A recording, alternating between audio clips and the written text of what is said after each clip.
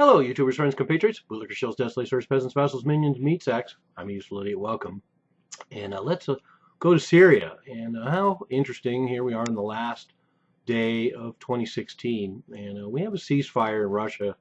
I mean, a ceasefire in Syria. And it's been brokered by Russia and Turkey. And good timing on that. And I hope the ceasefire holds. But of course, I've done numerous videos about one ceasefire after another that's just been another new phase in the war in Syria. And unfortunately, I feel the same way this time. How can a ceasefire hold? Just like many of the other negotiations, we didn't have any of the ISIS involved. We don't have any of al-Nusra Front involved, and they will continue fighting. So how are you going to have a ceasefire? And this time around, of course, because the deal was brokered between Russia and Turkey, who are in a position to enforce a ceasefire in some respects. The U.S. was not involved this time, so the U.S. ostensibly doesn't really have to observe this ceasefire. And in fact, right now the U.S. policy is to continue shipping arms to so-called rebels, including ending up in the hands of al-Nusra Front. But now there's a new round of negotiations, and there's been incidents already since the ceasefire is declared, so it's already pretty tenuous. And this is in light of the fact that the Assad government in Syria has also retaken Aleppo, a major victory for the Assad government. And so for them now, a lot of the action in Syria is to quell ISIS completely in al-Nusra Front and mop up operations. But they have a lot of other work cut out for them in the future as well, because there's much to settle in that region.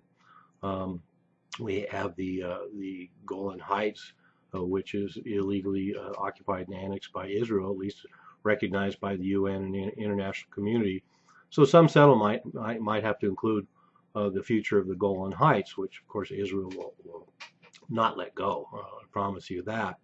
And then we also have the Palestinian issue, which is tied in with all of this. I thought one pundit very astutely pointed out the fact that they really, another good reason to support the two-state solution and finally have peace in Palestine and Israel between those two states side by side, is because it takes the wind out of the sails of that being a motivation for jihad in that region and for terrorism all over the region and all over the globe.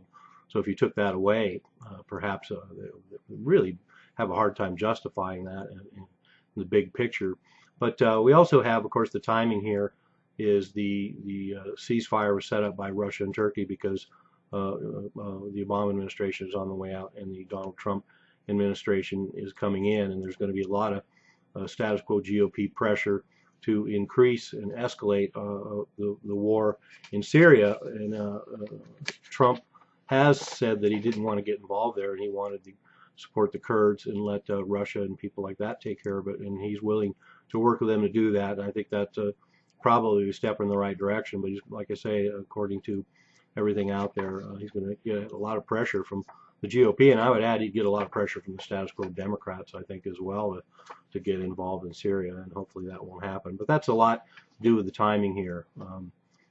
Russia and Turkey are taking the first step to control the situation, and also let's remember that everyone on the ground in Syria right now is aware that there's going to be a change of administration, so there's going to be some jockeying for position right now.